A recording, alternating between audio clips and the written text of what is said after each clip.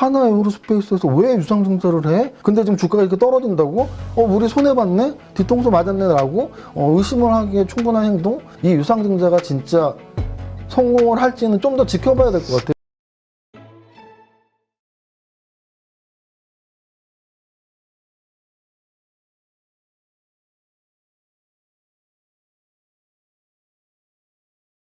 네, 오늘 모신 분은 밸런스 에셋 대표시죠 이정윤 세무사님이십니다. 안녕하세요. 안녕하세요. 네, 오랜만에 뵙는데 오늘 오는 날 또 마침 우리 증시에는 아주 충격적인 일들이 오늘 많이 벌어졌죠. 그 중에 하나가 이제 하나에어로스페이스, 우리 한국 증시 역사상 최대 금액이라고 하는데 3조 6천억 유상증자, 이거 가지고 그동안 정말 우리 시장을 이끌어오던 대장주 역할을 하던 하나에어로가 13% 급락이 나왔어요.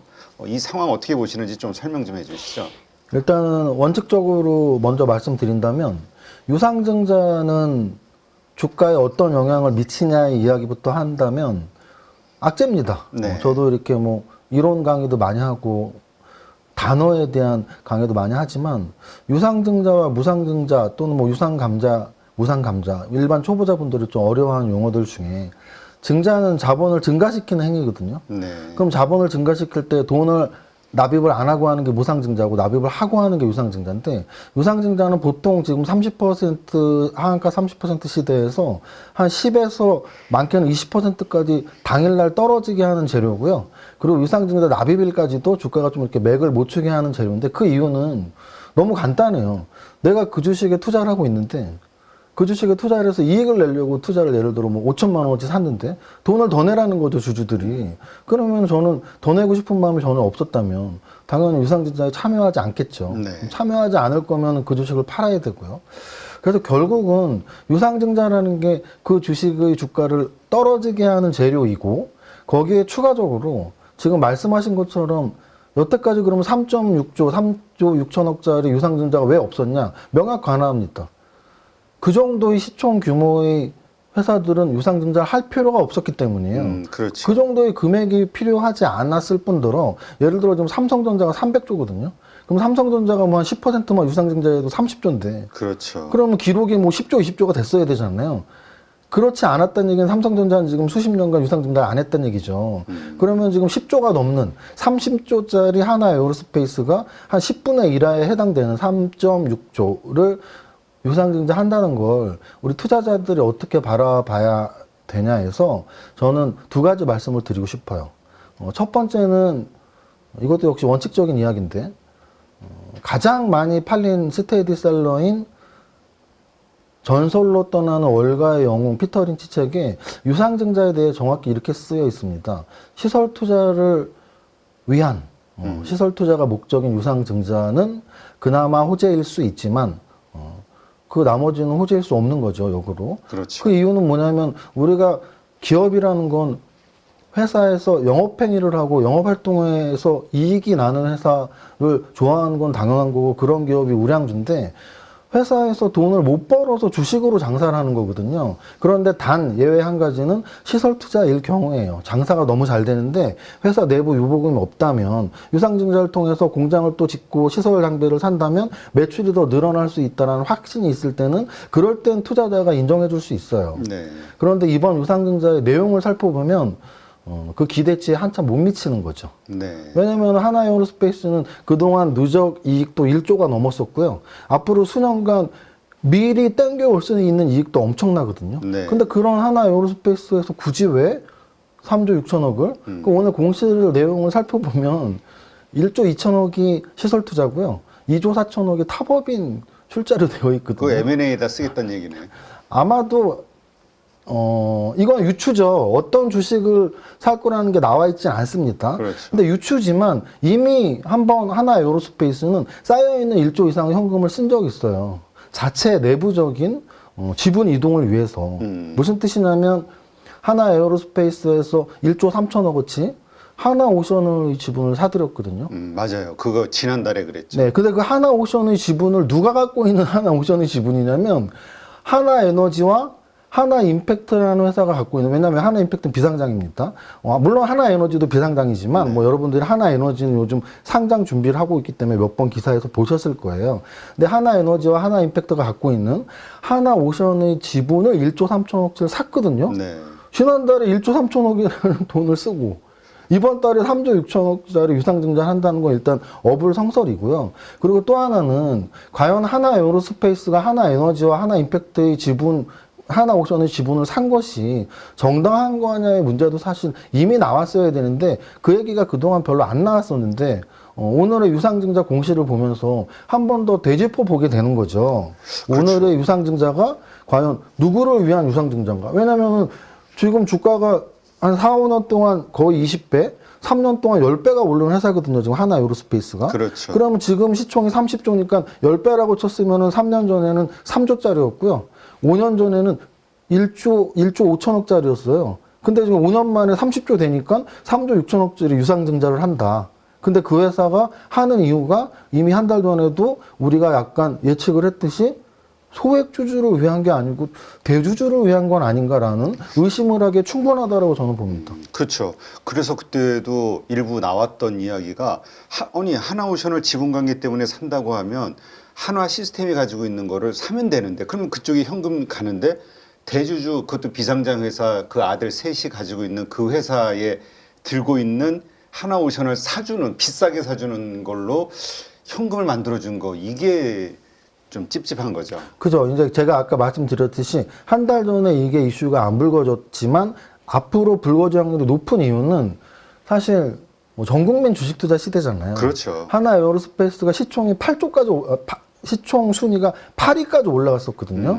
아까도 말씀드렸지만 작년 1년 동안 가장 많이 올랐던, 그리고 올해도 3월까지 가장 많이 올랐던 정말 대장주 중에 대장주, 계속 역사적 신고가를 뚫었던 종목이기 때문에 하나 에어로스페이스는 사실은 전 투자자의 사랑을 받고 있는 방산주의 대장주라고 해도 과언이 아닌 누구나 인정할 수밖에 없는 종목인데, 지난달에 이게 말씀하신 그 내용들이 불거져 나오지 않은 이유는 아무도 손해를 보지 않았기 때문이에요. 맞아요. 그때는 다 우호적이었죠. 그럼요. 왜냐면은 그렇게 행동을 했어도 올라가니까. 하나 에어로스페이스는 주가가 더 올랐거든요. 그렇기 때문에 아예 뭐 그럴 수도 있겠지. 아무도 그 내막을 구체적으로 알려하고 하지 않았던 거죠. 그런데 아마도 오늘 이후로는 많은 분들이 검색을 할 겁니다. 하나 에어로스페이스에서 왜 유상증자를 해? 근데 한 달 전에 그런 거를 했다고? 근데 지금 주가가 이렇게 떨어진다고? 우리 손해봤네? 뒤통수 맞았네? 라고 의심을 하기에 충분한 행동? 그래서 어찌 보면 이거는 제가 보기에는 이 유상증자가 진짜 성공을 할지는 좀 더 지켜봐야 될 것 같아요. 왜냐면은 유상증자 가격이라는 게 있거든요. 네. 그럼 어제 가격이 15% 정도였는데 이미 13%가 빠졌고 여기서 추가로 더 하락을 한다면 유상증자 가격을 또 더 낮춰야 돼요. 그러면 기업 이미지는 훼손될 대로 훼손되고 원래 자기가 추구했던 유상증자 가액까지 목표를 도달하지 못할 수도 있기 때문에 저는 좀 더 지켜봐야 될 것 같고, 어쨌든 여기서 단호하게 말씀드리지만 몇 년 전의 그 그룹사의 행위가 하나 생각나는 게 LG화학이 LG에너지솔루션을 물적 분할을 했었거든요. 그랬죠. 근데 그 당시에도 사실은 기업 리포트들이나 기사들 중에는 우호적인 기사들이 나왔었어요. 네.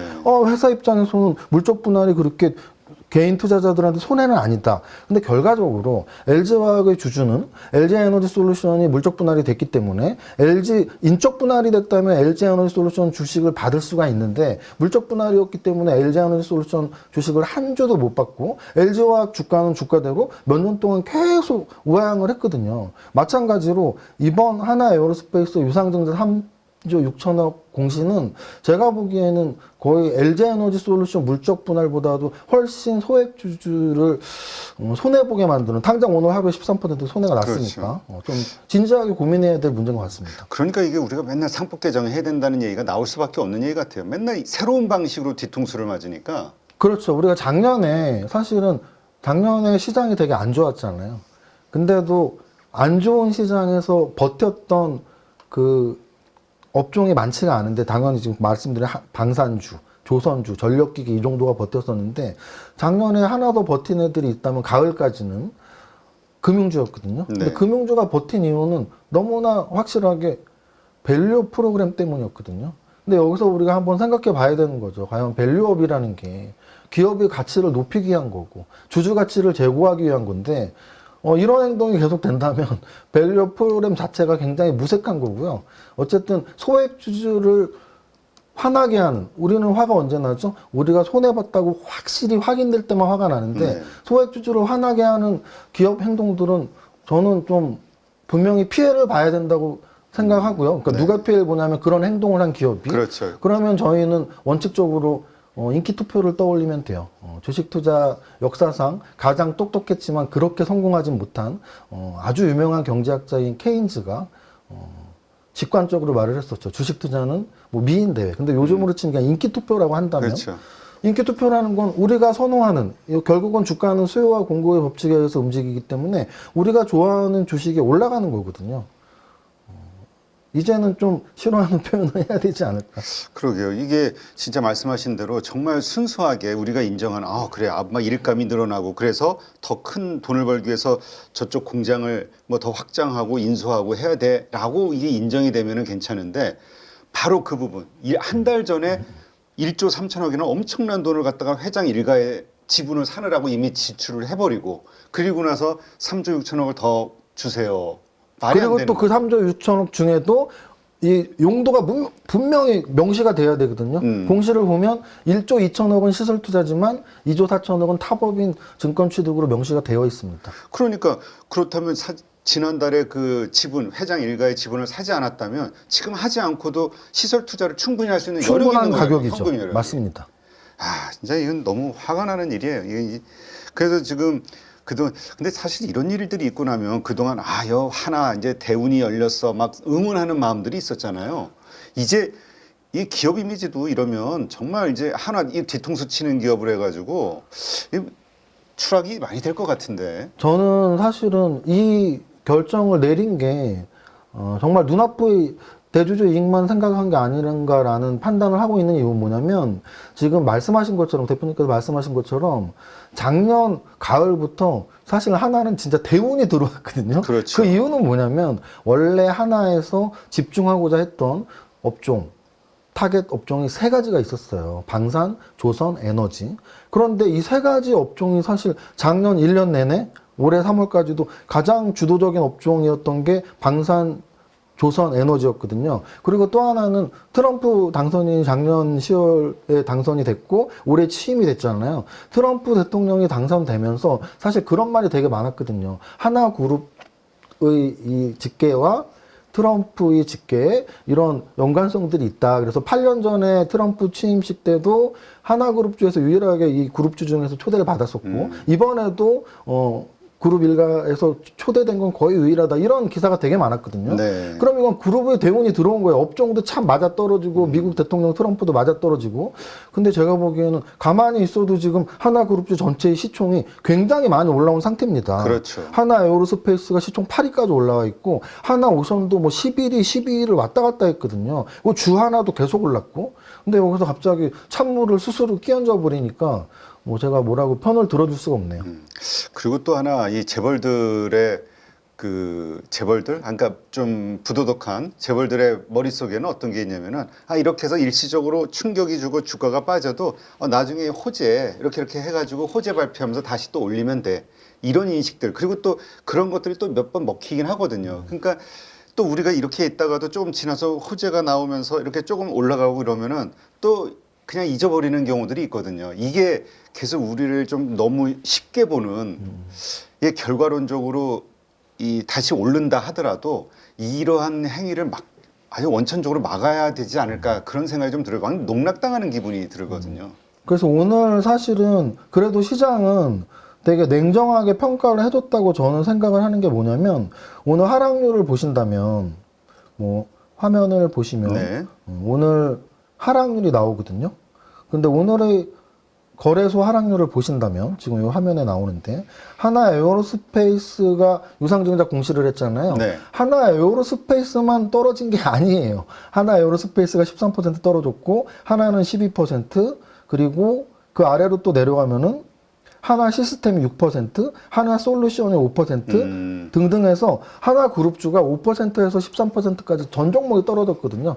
그거는 시장에서 이미 알고 있는 거죠. 이거 하나 그룹주가 잘못된 판단 내렸네? 안 되겠다. 이제 얘네. 믿을 수 없는 기업이네. 이렇게 이미지가 나빠지면은 하나 에어로스페이스뿐 아니라 하나그룹 전체의 종목들이 약화될 수밖에 없는 거고요. 그 역으로 말한다면 여태까지 작년 가을부터 아까 말씀드렸지만 하나 에어로스페이스가 하나 오션이 기타 종목들이 올라가면서 주하나까지 굉장히 급등을 했기 때문에 그 급등을 한 거의 반락은 당연한 거다라고 저는 생각을 합니다. 네.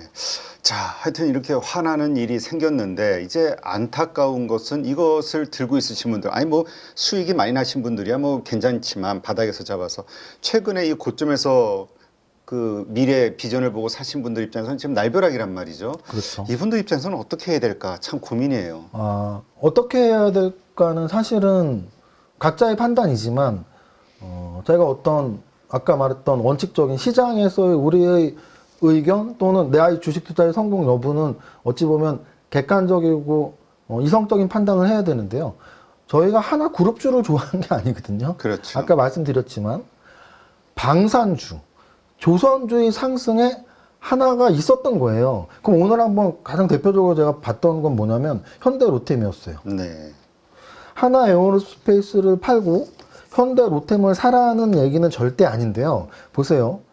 오늘 현대로템은 시초가가 세게 떨어졌었습니다. 네. 오늘 시초가가 현대로템은 마이너스 4% 출발했거든요.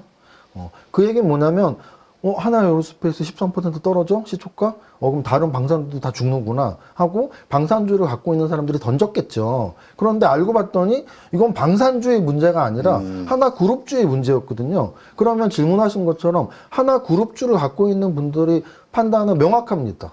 그 그룹을 믿으면 보유하고 있으면 되고요. 만약에 방산주가 좋았다면 다른 방산주 오늘 플러스 났다는 거는 분명히 산업 내에서 주가가 엇갈렸다는 얘기거든요. 그렇죠. 또는 하나 오션 조선주를 좋아했다면 다른 조선주 뭐 이렇게 판단을 하셔갖고 더 자신이 좋아했던 업종의 탑픽이 바뀔 수도 있다는 거. 우리가 하나 에어로스페이스를 좋아했다는 건 방산주의 1등 업체, 주도주라고 생각을 했던 건데 그게 만약에 바뀔 수 있다는 판단을 쓴다면 방산주의 다른 종목으로 한번 분석을 해보시는 것도 나쁘지 않다라고 조언해 드립니다. 네, 알겠습니다. 하여튼 세상이 바뀌었는데 투자자들의 그 인식이랄까 경험치랄까 아니면은 수준이 너무 높아졌는데 아직까지 이 일부 기업주들, 이 오너들, 대기업 회장들 아직까지 정근대적인 사고방식으로 대하는 게 참 안타깝다는 생각이 드네요. 근데 지금 말씀하신 것처럼 우리 이 투자자들이 이전 이런 갑작스러운 여러 가지 상황에 의해서 손실을 보거나 아니면 이익을 보거나 이럴 때 이제 매수 매도를 해야 되는데 이거를 이러한 변곡점에서 참 결정을 내리기가 어렵단 말이에요. 이렇게 결정을 주저하게 만드는 이유 혹은 이걸 극복하기 위한 방법 뭐가 있을까요? 아무래도 주저하는 이유는 딱 하나죠. 돈이 왔다 갔다 하기 때문입니다. 그렇죠. 손실 볼까봐. 우리가 1,100원짜리 고스톱을 쳐도 밤새 치면서 돈이 뭐 1, 2만 원만 왔다 갔다 해도 언성 높아지고 뭐 본전될 때까지 더 치자고 하는 게 다반사거든요. 어찌 보면은 우리에게 인간의 본능에 손실 회피가 있어요. 그래서 내가 손해보면 절대 안 돼. 그렇기 때문에 매일매일 움직이는 주가 속에서 물론 올랐을 땐 좀 기쁜 마음이 들지만 떨어졌을 땐 굉장히 슬프거든요. 그런데 또 그게 있어요. 똑같은 주가 상승의 기쁨과 똑같은 주가 하락의 슬픔에서 슬픔이 훨씬 크다고 해요. 그래서 우리는 오르면 그래도 좀 쉽게 팔지만 또 떨어지면 정말 못 파는 거죠. 그럼 결국은 그런 이유는 우리의 감정 때문인 거죠. 그러면 그걸 이겨내기 위해서는 감정을 이겨내야 되는 거고요. 그러면 AI는 우리가 감정이 없잖아요. 그렇죠. 그러면 AI처럼 하면 된다라고 조언을 하고 싶은데 원칙대로 사고 팔고 원칙이라기보단 좀 더 쉽게, 그러니까 이제 쉬운 AI가 있고 어려운 AI가 있는데 가장 쉬운 원시적인 AI 기법은 뭐냐면 가격대를 결정하면 돼요. 그래서 내가 만약에 10,000원에 산 종목이 있다. 근데 나는 한 50% 정도는 수익을 보고 들어가야 돼. 그럼 무조건 15,000원에 찍을 때 무조건 팔아야 되는 거죠. 네. 또는 내가 10,000원에 샀는데 야, 나 손절매 30% 이하는 절대 용납이 안 돼. 그럼 7,000원 찍으면 무조건 팔아야 되죠. 그래서 금액으로 퍼센트로 결정을 해버리고 그거를 지키는 방법. 그러면 감정이 개입될 여지가 없죠. 근데 그렇게 정했는데도 만약에 못 판다면 답은 없습니다. 솔직히 제 경험상 바뀔 수가 없어요. 그런데 바꾸고 싶다면 1차적으로는 가격을 결정하고 그 가격에 따라라. 몇 퍼센트 이익 실현, 몇 퍼센트 손절매.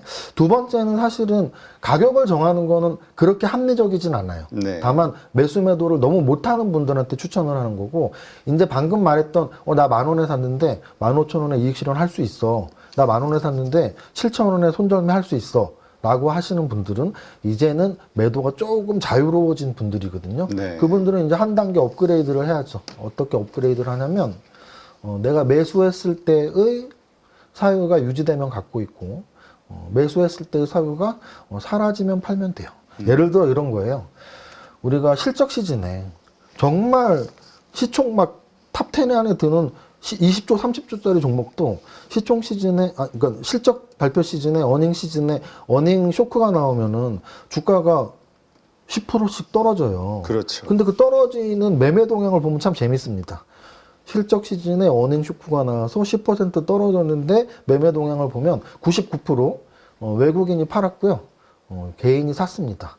그 얘기는 뭐냐면 외국인들은 그 기업이 실적이 좋으니까 매수를 한 거예요.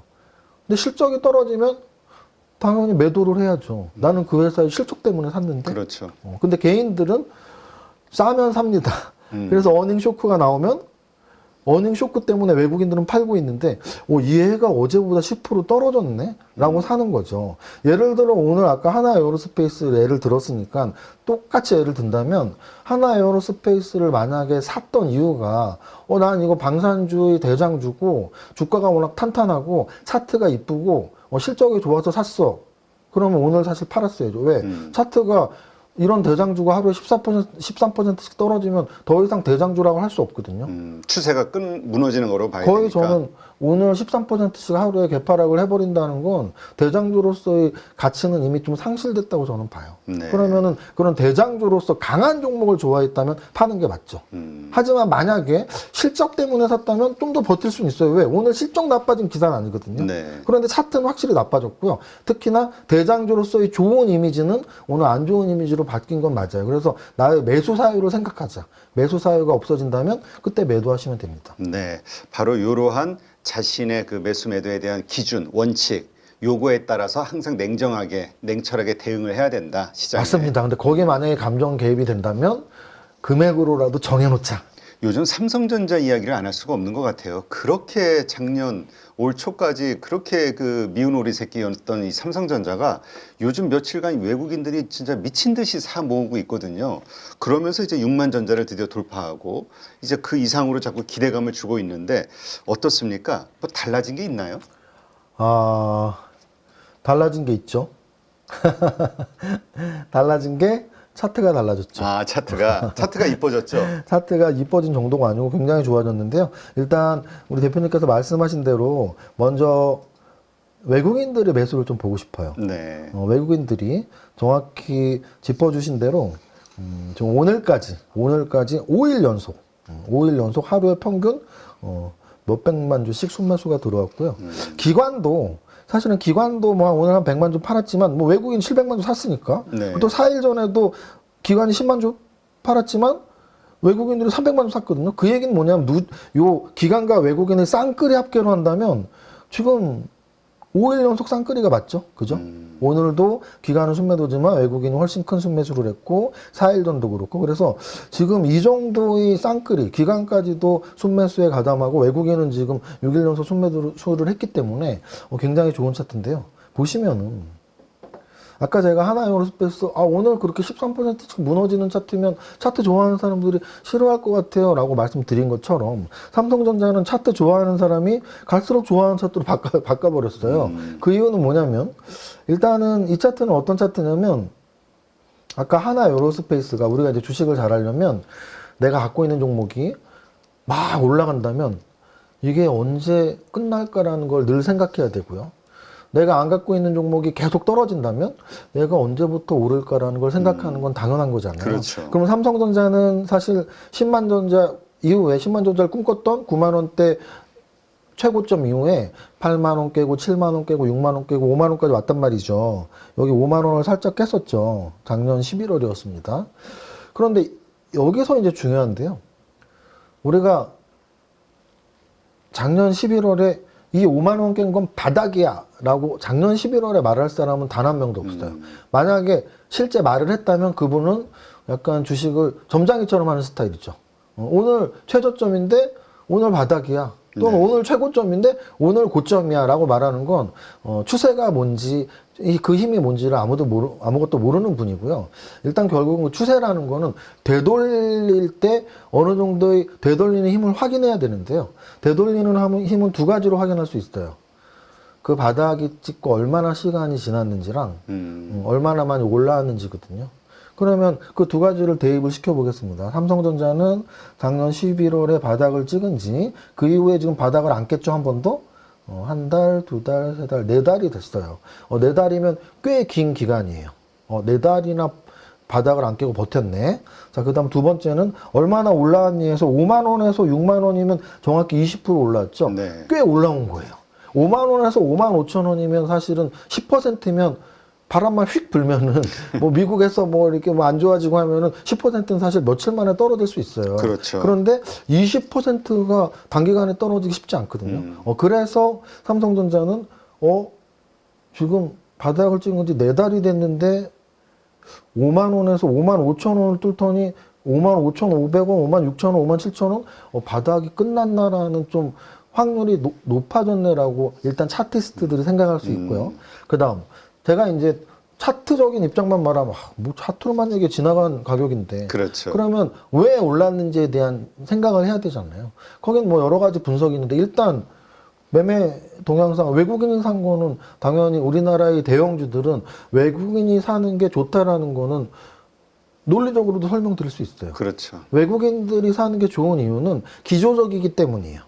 외국인들이 한번 매도를 하면은 굉장히 오랜 기간 동안 또는 한번 매수를 하면 굉장히 오랜 기간 동안 매수를 하는데 그 가장 기조적인 이유는 뭐냐면 개인들은 당장 우리나라 주식을 하는 우리나라 국민들이 뭐 500만 명, 1000만 명이라고 했을 때 외국인 투자가가 500만 원, 1000만 명이 아니거든요. 자금 자체가 다르단 말이죠. 네. 그래서 기조적인 거고요. 또 하나는 환율에 굉장히 민감하기 때문이죠. 환율에 민감하기 때문에 환율에 유리할 때 자기들이 나가기도 하고 들어오기도 하고 그래서 삼성전자는 어찌 보면 대표성이 있습니다. 삼성전자가 좋아서도 있지만 우리나라 시장에 들어올 때 큰 자금의 사람들이 들어올 수 있는 종목은 삼성전자예요. 지금 삼성전자가 아닌 다른 종목에 하루에 100억씩 일주일 동안 1000억, 2000억을 살 수 있는 종목은 없습니다. 그래서 큰 자금, 외국인의 큰 자금이 들어와야 될 때 삼성전자 1순위로 들어오는 거고요. 그래서 지금 삼성전자의 매매 동향상 외국인이 굉장히 많이 들어왔다는 건 삼성전자가 좋아서라고 추론할 수도 있지만 우리 시장이 좋아서라고 추론할 수 있고요. 첫 번째는. 그럼 두 번째는 우리 시장이 좋은 이유는 아까 말씀드렸듯이 야, 환율 이제 뭐 안정사들 되지 않았어? 뭐 1,500원, 1,600원 안 가는 것 같은데? 그러면 곧 1,300원, 1,200원 갈 거면 이 정도 환율에서 들어와야 되는 거 아니야? 라고 판단했을 수도 있고 또는 추세적인 차원에서 작년에는 한국 시장이 미국보다 그렇게 약하던데 올해는 한국 시장이 너무 강한데? 그러게요.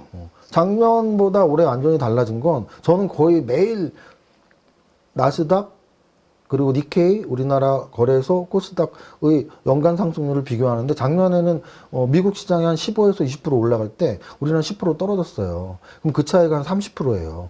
딴 나라는 15, 20 오르는데 우리 10% 떨어졌으니까 30%의 차이가 났거든요. 올해는 10%, 15% 우리가 이기고 있어요. 일본도 떨어지고 대만도 떨어지고 나스닥도 떨어졌는데 우리 거래소와 코스닥은 5% 10% 올랐어요. 거기는 5%씩 떨어졌는데 그럼 한 15%의 갭이 났거든요. 네. 작년 차이 반을 메꿨다고요. 그러면 그런 계산을 할 수 있는 외국인들은 야 올해는 한국 시장이 훨씬 좋네? 라고 할 수 있는 거예요. 그래서 환율이랑 추세적인 측면에서 외국인 투자자가 시총 1위에 들어올 수 있다고 보고 있고요. 두 번째는 이제 삼성전자에 대한 이야기죠. 그럼 삼성전자가 좋을 수 있는 건 뭔데? 두 가지밖에 없어요. 근데 그 두 가지가 다죠. 그 회사의 앞으로의 비전 또는 기존의 실적. 기존의 실적은 결국은 메모리 반도체잖아요. 그렇죠. 그럼 메모리 반도체가 어느 정도 바닥 찍었나? 왜냐하면 삼성전자의 메모리 실적은 메모리 반도체의 가격과 완전히 비례하기 때문에 야 메모리 반도체가 그래도 이제 더 안 떨어지고 뭐 바닥 찍었나?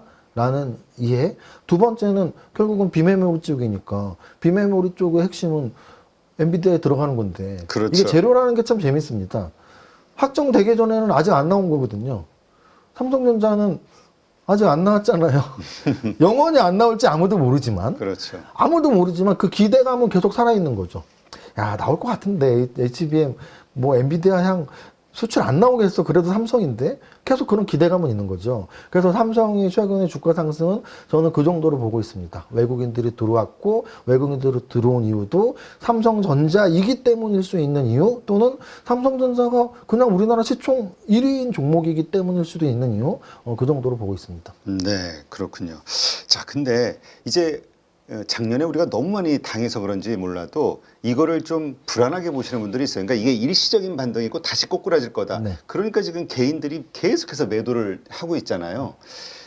어떻습니까? 어떻게 보세요? 이번 반등이 일시적인 반등으로 그칠지 아니면 좀 더 강한 흐름이 더 크게 나올지 어떻게 예상하세요? 이거 역시 이제 추세로 말씀드릴 수 있는데요. 작년에 사실 하반기에 이제 미국 시장으로 갔던 분들은 편했고 한국 시장에 남아있던 분들은 힘들었어요. 그렇죠. 사실 7월까지는 그렇게 격차가 없었거든요. 7월까지는 우리나라 증시도 같이 움직였어요. 상승으로. 작년 상반기는 같이 올랐습니다. 그런데 이제 하반기부터 격차가 벌어진 이유가 8월 5일을 기점으로 해서 8월 5일 날 미국 시장이 급락을 했었단 말이에요.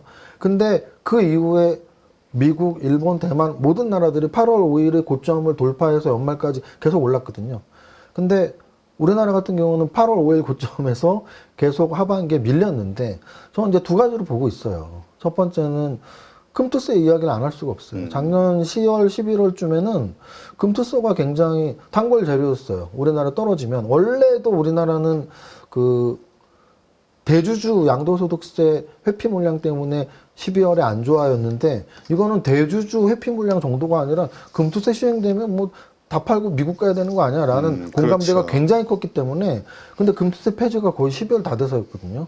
그러니까 10월, 11월의 하락은 금투세에 대한 두려움이다라고 해석할 수 있는 여지가 있습니다. 그리고 또 하나는 이제 12월 중순 이후에 나왔던 이런 정치적 불안정성이죠. 그래서 우리나라의 작년 저점이 12월 9일이었거든요.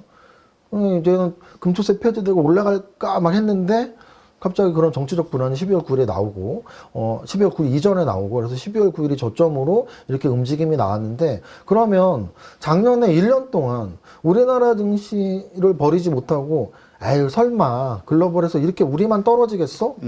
라고 한 사람들은 상당히 큰 피해를 봤단 말이에요. 그랬죠. 그러면 근데 그럼에도 불구하고 추세라는 게 그렇다는 거죠. 작년에는 추세적으로 계속 우리가 약한 움직임이 계속 됐다면 올해는 눈치 빠른 사람들은 이미 다 캐치를 했을 거예요. 올해는 추세적으로 너무 강한데 그렇다면 결국은 이 추세가 언제 끝날 거냐 얘기인데 작년에도 하반기 내내였거든요. 올해 연말까지도 우리 증시가 세계에서 가장 강한 증시가 될 확률은 저는 꽤 높다고 봐요. 꽤 그래요. 높다.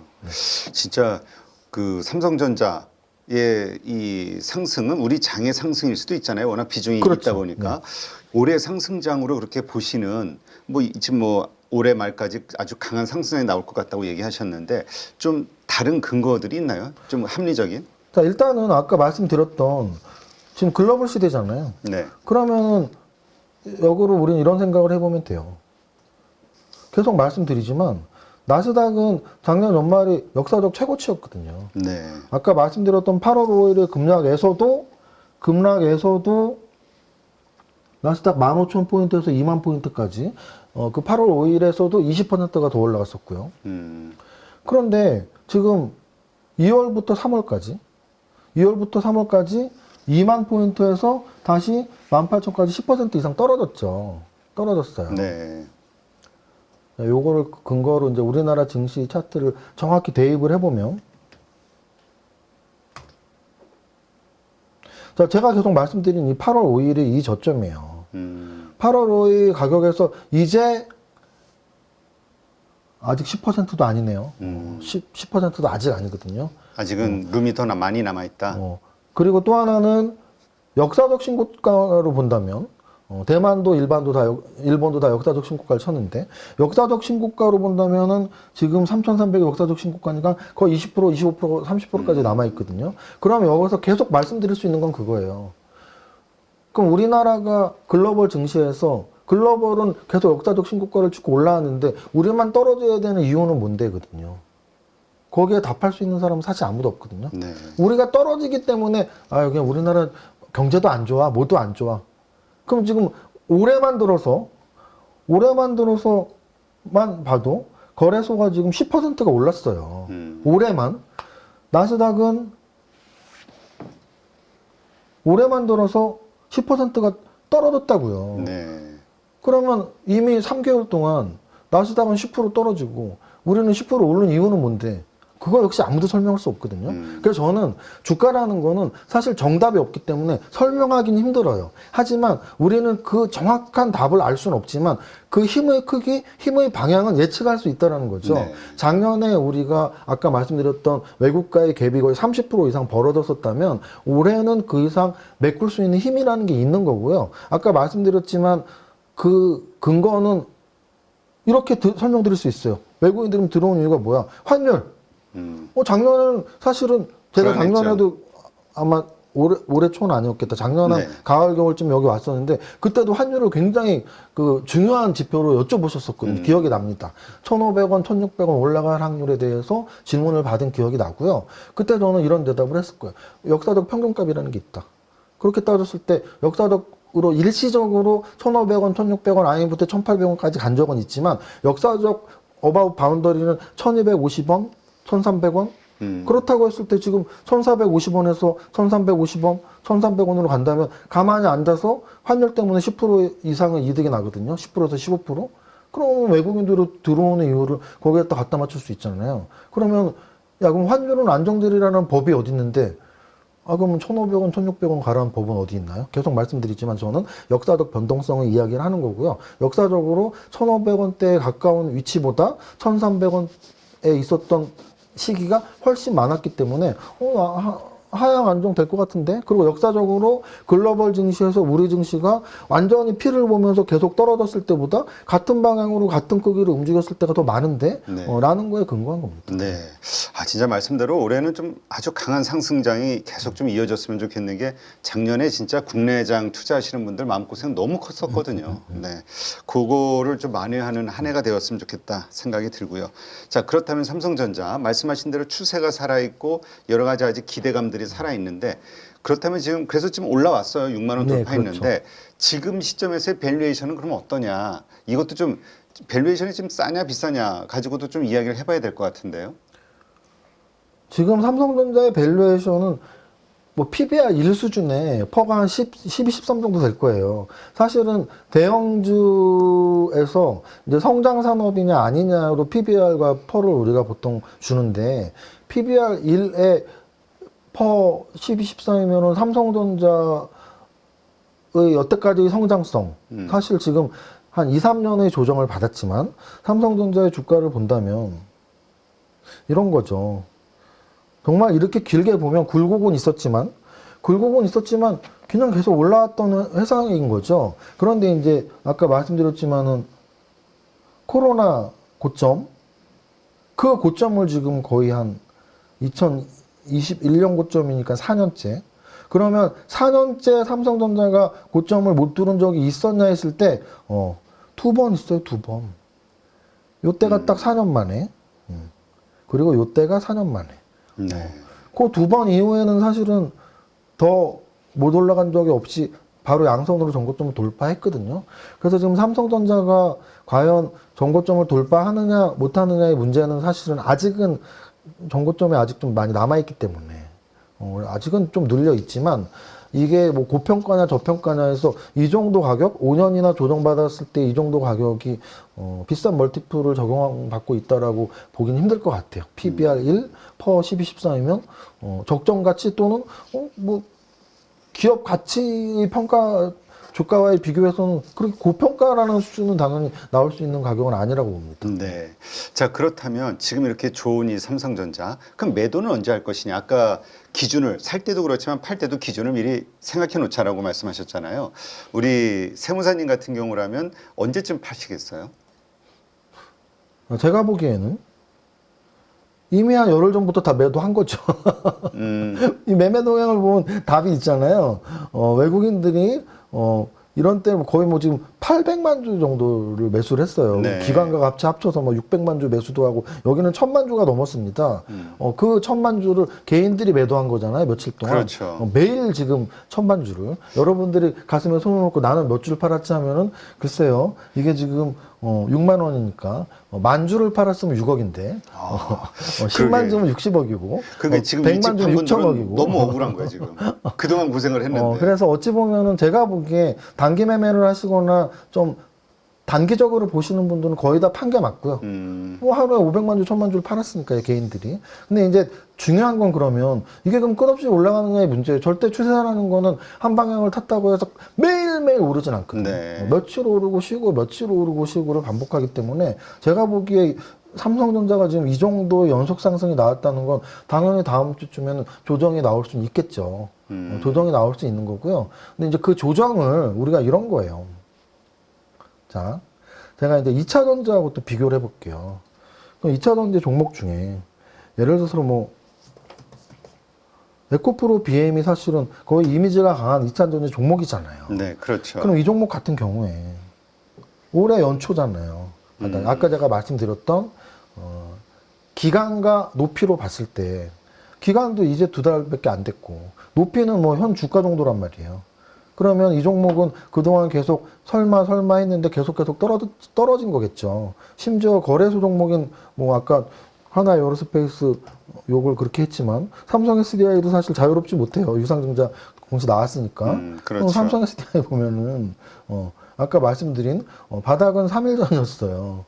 매일매일 떨어져서 바닥은 3일 전이었고 그 바닥 대비 오른 거는 뭐 한 5%나 올랐을까요? 그럼 이런 건 우리가 바닥이라고 할 수는 없어요. 전저점이 너무 가깝기 때문에 기간으로도 가깝고 가격으로도 가깝고 근데 이제 삼성전자는 그 정도는 벗어난 거라고 생각을 하기 때문에 그러면은 매일매일 오르진 않지만 조정 시에 우리가 지금 따라가면서 사는 건 부담되긴 하죠. 대형주가 매일 오를 수는 없으니까. 근데 조정 시에는 그래서 접근해도 될 것 같은데라는 생각이 들고요. 또 하나는 이게 삼성전자가 워낙 못 오른 종목이기 때문에 삼성전자가 많이 올라 보이지 않아요. 그렇죠. 이거 우리가 어떤 뭐 인스타나 이런 거 보면 두 그림이 뭐 어느 게 더 커 보이나요? 이런 착시 현상에 대한 게 되게 많이 있거든요. 제가 한번 말씀드려 볼게요. 3월 달에 삼성전자는 되게 많이 오르고 네. SK하이닉스는 못 오르다고 생각하거든요. 한번 보겠습니다. 월간 상승률이 삼성전자는 오늘까지 3월 달에 13.21%가 올랐어요. 네. 13.21%. SK 하이닉스는 3월 달에 13.30%가 올랐어요. 이게 착시 효과예요.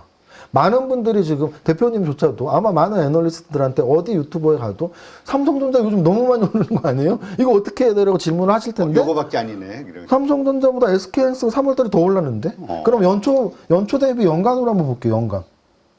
연간으로 보면은 SK하이닉스는 23.92%가 올랐어요. 그럼 23.92가 올랐는데 삼성전자는 연간으로는 얼마나 올랐니? 15.98이 올랐어요.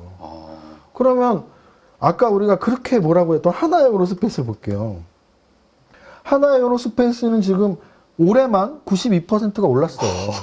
그러면은 SK하이닉스보다도 적게 오르고 하나에어로스페이스보다는 적게 오른 삼성전자 오른 거를 사실 걱정할 필요는 전혀 없다. 라고 저는 말씀드리는데요.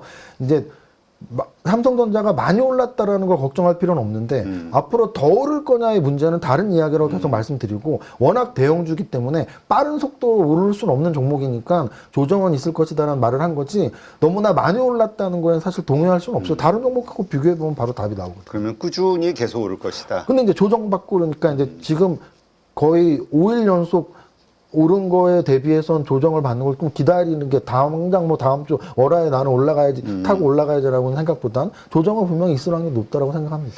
그러면 이제 나중에 어쨌든 이제 매도할 때 그 어떤 그 신호 있지 않습니까?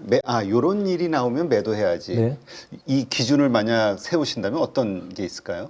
자, 그러면 이제 이렇게 말씀드릴 수 있어요. 아까 제가 말씀드렸던 삼성전자가 뭐가 마음에 드느냐의 여부예요. 네. 그럼 만약에 삼성전자가 야 나는 그 차트가 좋은 것 같은데 그러면 삼성전자는 누가 봐도 좋아요. 역배열해서 지금 이렇게 올라오고 있으니까. 그럼 얘는 지금 여기 21선이 따라 올라오고 있거든요. 적어도 21선이 위협받으면 조금 힘들 것 같아요.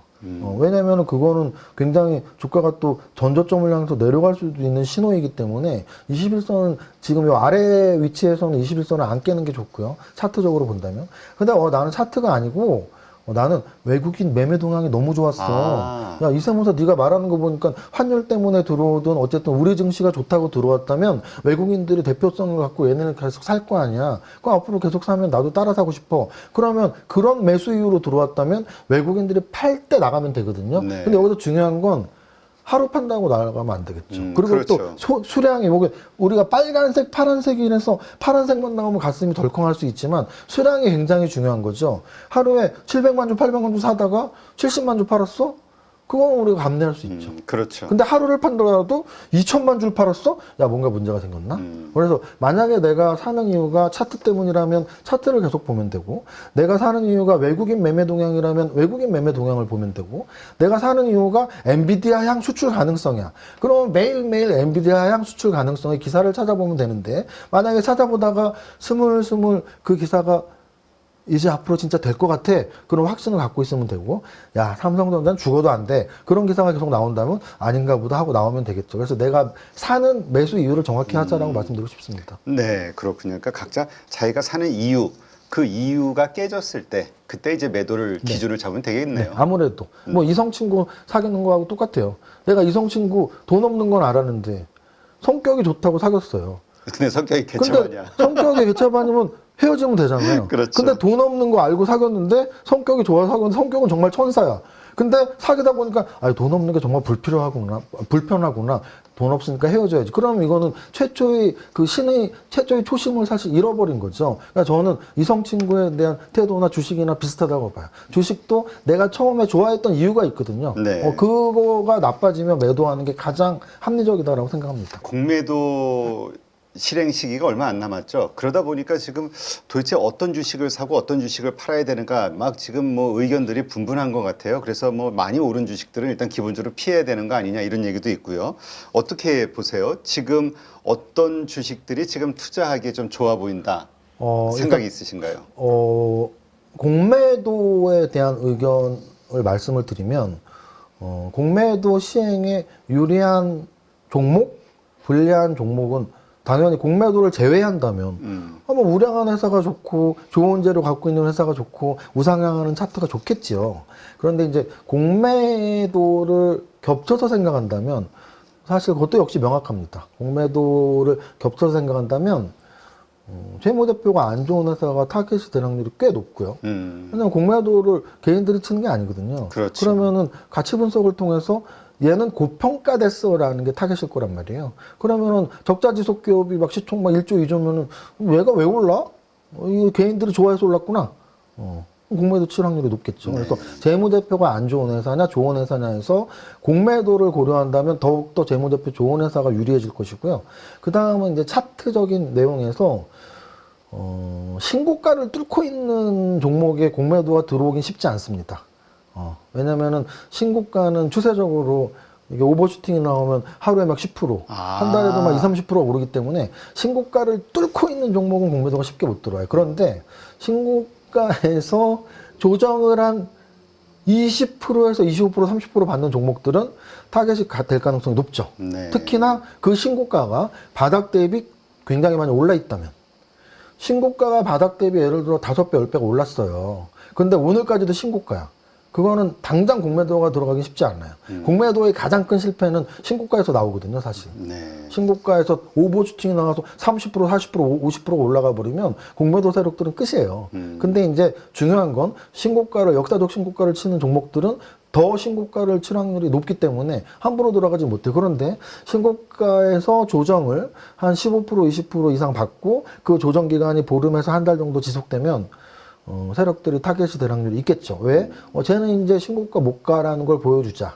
그래서 공매도 세력들이 조금만 주가를 떨어뜨려도 매수 세력들이 실종될 확률이 아주 높아요. 왜냐면은 차트를 보는 분들은 정고점을 돌파하리라는 기대감에 그 종목에 들어가는 확률이 있는데 공매도 세력들이 들어오면서 이렇게 좀 무너지네. 아, 이거 못 사겠다. 이런 판단을 할 확률이 굉장히 높습니다. 그래서 저는 재무제표상으로는 당연히 부실주가 공매도 세력들이 공매를 칠 확률이 높고, 그리고 차트적으로는 당연히 바닥주에 공매도 치는 방법은 없기 때문에 바닥주라면 정말 재무제표가 안 좋은 바닥주. 걔네는 뭐 상장표지 될 수도 있는 거니까. 그렇죠. 그래서 바닥이라면 정말 재무제표가 안 좋은 애들인데 우량한 애들은 공매도 타깃이 될 확률이 별로 없고요. 이제 고점에 있는 종목들, 특히 바닥에서 막 5배 이상 오른 종목들 중에 얘는 한 달 지나는데 전고점 돌파 못 하겠는데 라는 판단이 막 쓰려고 하는 종목들은 공매도 세력들이 굉장히 좋아할 만한 종목일 것 같습니다. 네, 그렇군요. 어떠세요? 세무사님 보시기에 지금 이러저러한 것들 다 감안했을 때 좀 주목할 만한 섹터나 종목이 있다면 어디를 보세요? 일단 주목할 만한 섹터는 사실은 이제 오늘까지도 이번 한 달 동안 아까 제가 막 월간 이런 거 보여드렸잖아요. 네. 삼성전 지수가 1년 동안 10% 올랐는데 이 연초부터. 근데 아까 봤지만 SK하이닉스는 23%, 삼성전자는 15%. 근데 그 퍼센트에서도 이번 3월 달에만 SK하이닉스와 삼성전자가 13%가 올랐거든요. 그러면은 반도체 소부장이 굉장히 좋았어야 돼요. 지수 대비 그 정도 올랐다면. 그렇죠. 그런데 반도체 소부장들이 차트를 보면 그렇게 안 좋았거든요. 그 매기들, 여기서 말하는 매기는 매수의 기운, 매수 세력들이 사실 반도체에 올 수 없었던 게 아까 이미 봤지만 삼성전자를 위시로 한 이런 대형주들, 특히 삼성전자는 외국인들이 들어와서 올린 거란 말이에요. 네. 그럼 개인들은 일단 반도체를 좋아하지 않았다는 얘기예요. 그럼 개인들은 어디로 갔었냐? 아까 봤던 뭐 하나그룹주들이나 이런 데로 갔단 말이에요. 올라가는 종목들. 그러면은 결국은 오늘 이후의 흐름들은 만약에 하나그룹주가 좀 미운털이 박힌다면 이거는 무슨 뭐 금감원에 박히고 이런 내용이 아니고 투자자들한테 박힌다면 그럼 저거 너무 고점인데? 근데 뭐 이런 악재가 나와서 이미지 안 좋게? 이제 하나 또는 방산 이런 거 거래하면 안 되겠구나.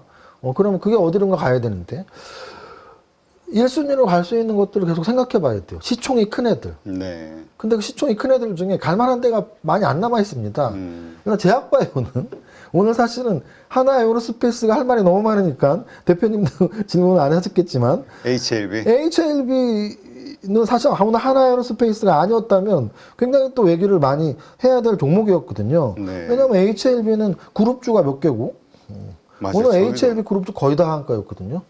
그럼 HLB가 시총이 낮냐? 그렇지도 않아요. 그럼 얘는 작년 5월에도 점한가 2방 나오면서 미국 FDA 1차적으로 승인이 안 났었는데 이번에 또 2차적으로 또 반려가 됐단 말이에요. 그러면은 만약에 내가 저런 하나그룹주나 방산이나 이런 데 돈이 들어가 있었는데 나 제약바이오주 갈까? 주말에 공부 좀 해볼까? 공부하면 뭐예요? 이거 하한가 맞았는데. 그럼 HLB가 하한가라는 건 이미지적으로 알테오젠이랄지 기타 다른 제약바이오도 섣불리 큰 자금이 들어갈 수 없겠는데라는 판단을 쓸 수 있게 하거든요.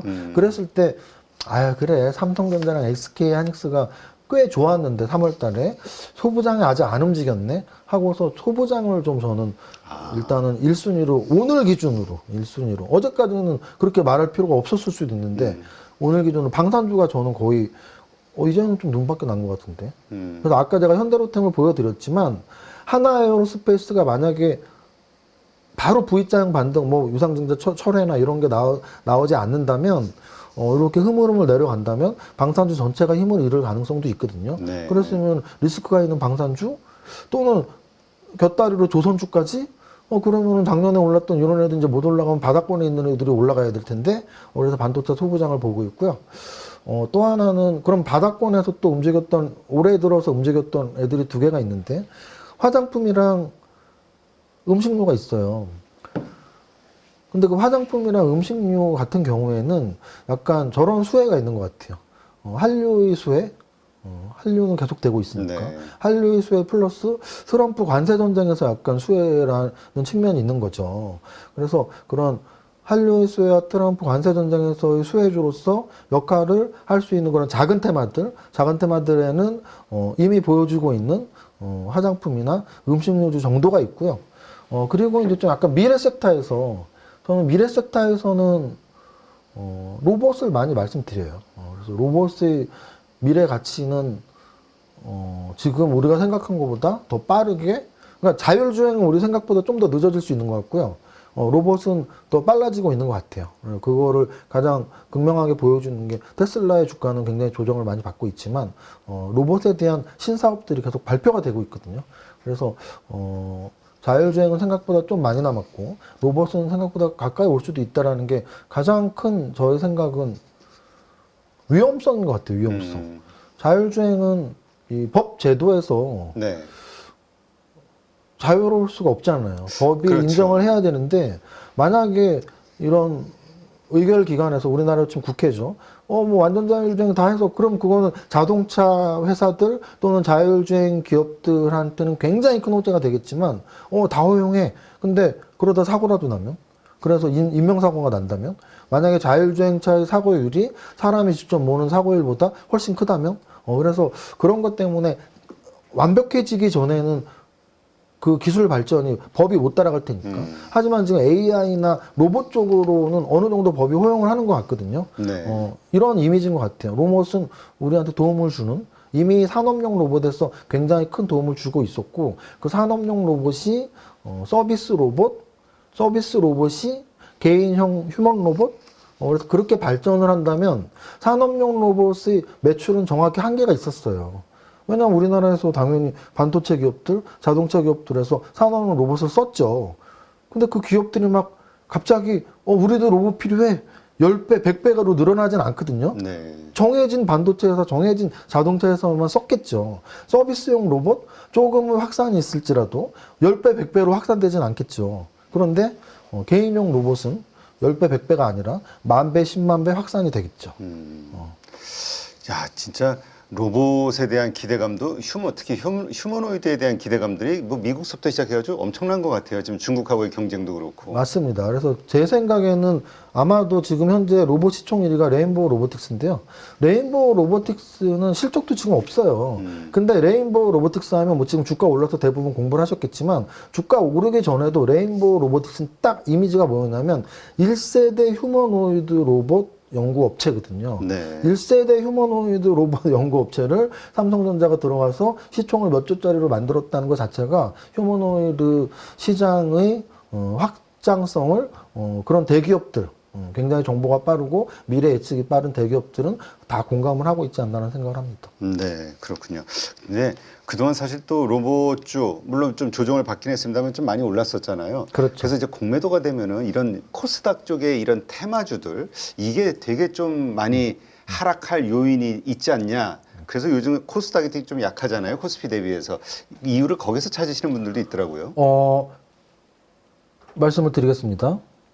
자, 거래소 지수는 지금 말씀하신 게 정확히 지수상으로 맞습니다. 왜냐면은 3월 달에 거래소 지수는 4.3%가 올랐거든요. 네. 그런데 코스닥 지수는 3월 달에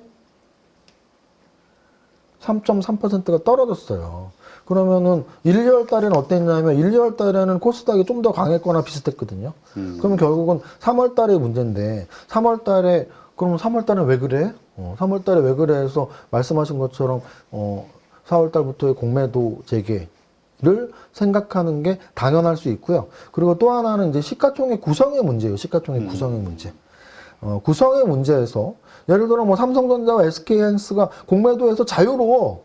그러니까 공매도를 할 종목은 아니야. 뭐라고 말한다면 뭐 제가 할 말은 없지만 그런 게 아니라면 아까 말씀드린 삼성전자에 들어온 또는 SK하이닉스에 들어온 이런 반도체에 대한 또 우리나라 환율에 대한 가장 시총이 큰 것에 대한 그런 매수 수요가 있었다면 이건 공매도랑은 상관없는 거잖아요. 근데 어쨌든 거래소가 오른 이유는 명확하게 삼성전자랑 SK하이닉스가 너무 주가가 잘 올랐기 때문이에요. 삼성전자는 3월 한 달 동안 아까 삼성전자의 월간 상승률이 저기였잖아요. 13%였잖아요. 네. 13%. SK하이닉스도 13%였잖아요. 근데 지수는 4%였잖아요. 그럼 시가총액 300조짜리, 150조짜리 이 두 개 합해갖고 코스피 200 비중이 거의 30%에 육박해요. 그래요.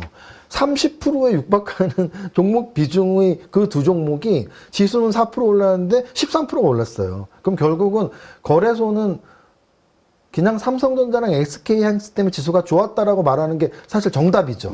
정답은 공매도 때문에 코스닥이 위험했고 거래소가 안 위험했다기보다 거래소는 삼성전자와 SK하이닉스가 올랐기 때문에 이거 올랐어요. 근데 이제 이 두 종목이 오른 게 공매도 때문에 오른 거야라고 하면은 저는 할 말이 없지만 저는 아까 이미 근거를 말씀드렸죠. 삼성전자가 주가가 올랐던 이유에 대한 이야기를 말씀드렸으니까. 자, 그 다음. 그럼 코스닥은 왜 떨어졌는데, 코스닥이 떨어진 이유에서 특히나, 이런 시총 상위 종목들을 보면 돼요.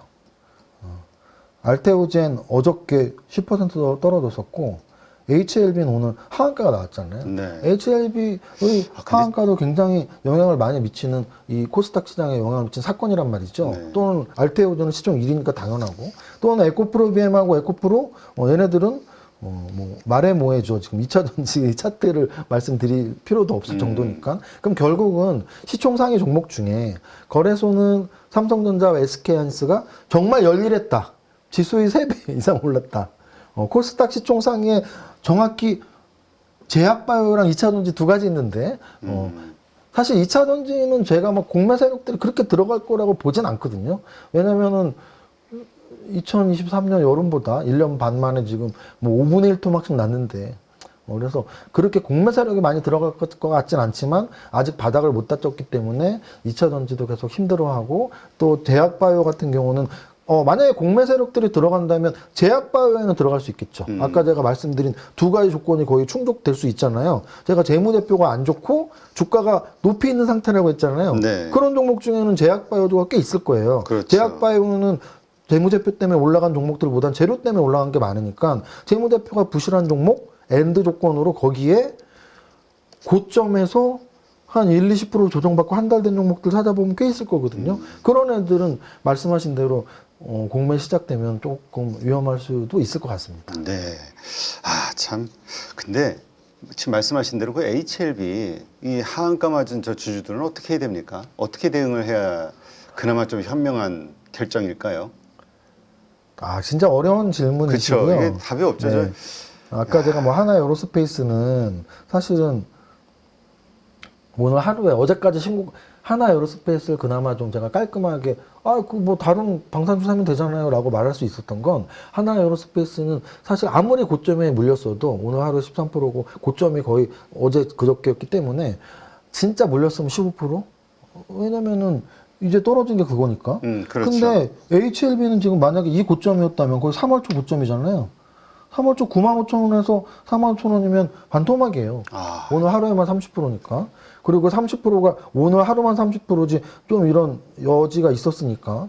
그럼 이제 반토막 난 종목을 어떻게 해야 돼? 라고 했을 땐 사실 저 같은 사람이 말할 건 아니에요. 왜냐면 아까 말씀드렸지만 이거는 완전히 심리적인 부분, 감정적인 부분인데 반토막이 났으면 슬픔의 가장 최대의 슬픔이거든요. 그렇죠. 그런데 최대의 슬픔을 갖고 있는 분들한테 야, 이거 하한가 맞고 끝났으니까 매도해야 되는데 라는 말씀을 드리고 싶지도 않고, 또 그게 정답도 아니고, 왜냐면은 요 HLB의 요 하한가 두 방 이후에 두 방이 반등이 사실 나왔거든요.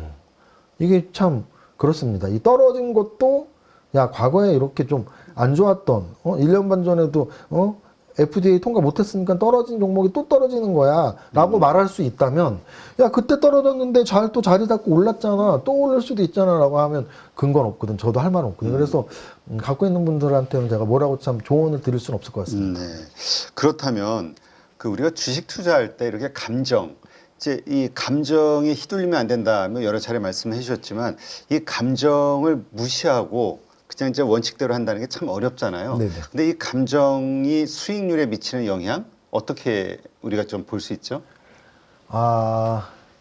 이게 이제 꽤 커요. 꽤 큰데 우리가 중요한 게 있어요. 그러면 우리 주식 투자자한테 우리 주식 투자의 전 과정 중에 감정이 개입되는 부분이 얼마나냐에서 여러분들이 착각하시는 게 있어요. 야, 주식 투자자는 언제나 감정에 휘둘리지.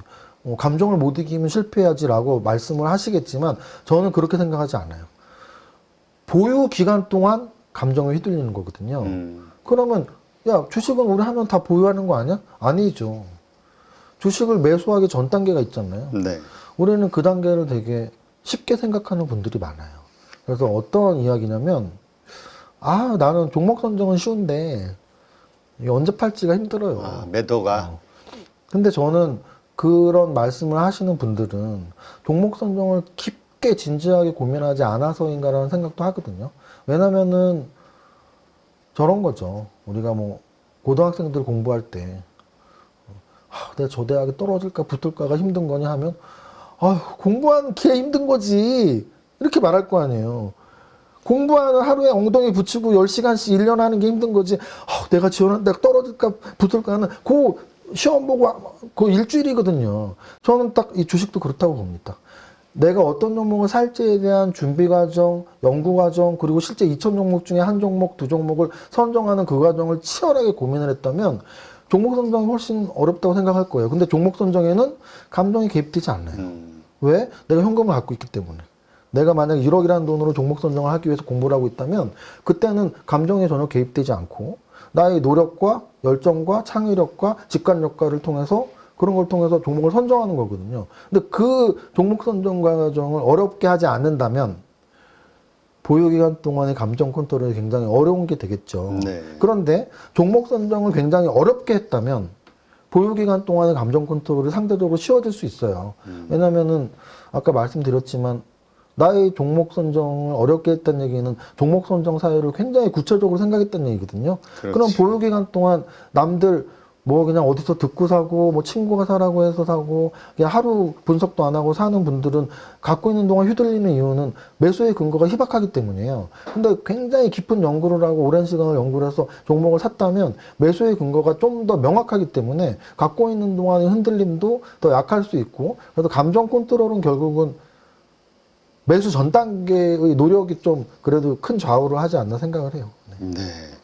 참 이 주식 투자 자기 감정을 다스려야 되는데 참 그런 게 쉽지가 않으니까 그래서 정말 말씀하신 대로 종목에 대한 공부 그 다음에 또 자기 마음에 대한 멘탈 관리 이게 상당히 중요한 것 같아요. 맞습니다. 네. 근데 일단 그 손절에 대한 거 어쨌든 내가 지금 어떤 주식을 들고 있는데 뭐 예상외로 손실이 나고 있다. 그러면 기본적으로 손절을 기준을 어떻게 잡는 게 가장 좋을까요?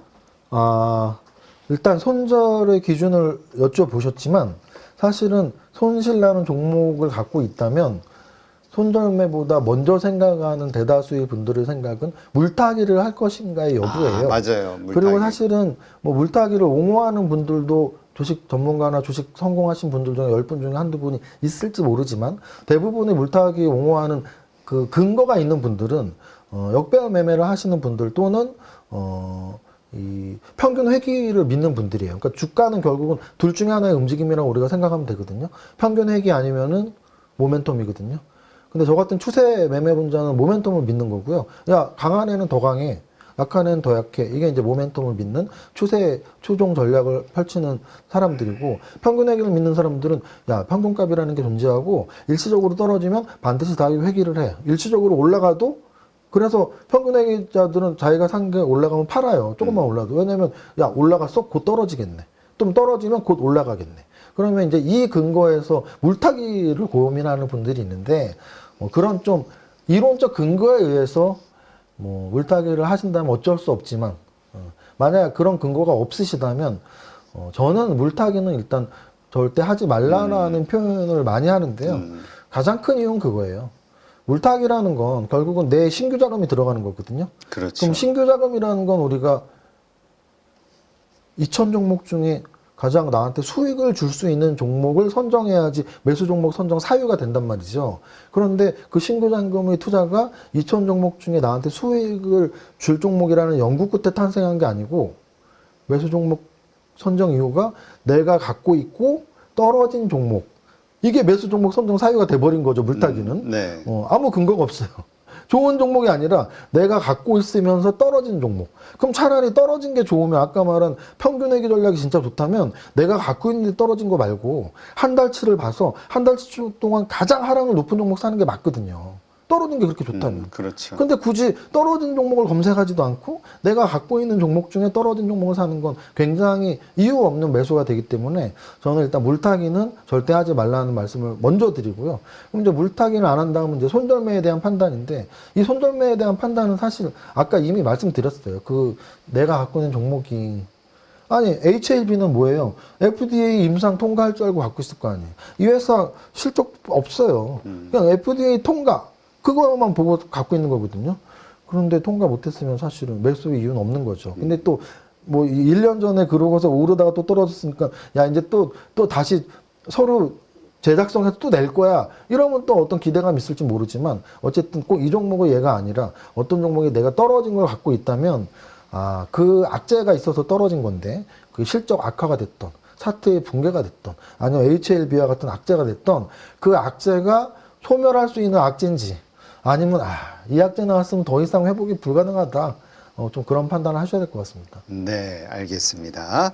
네, 이러한 것들 잘 기억하면서 하여튼 뭐 이러한 기준들이 없으신 분들이 어떻게 해야 될까 우왕좌왕 되게 힘들어 하시니까 네, 손실을 볼 때도 그렇지만 또 이익을 볼 때도 네, 알겠습니다. 이러한 것들 잘 한번 참고하시기 바랍니다. 네, 이제까지 이정윤 세무사님과 함께 했고요. 좋은 인사이트 고맙습니다. 감사합니다.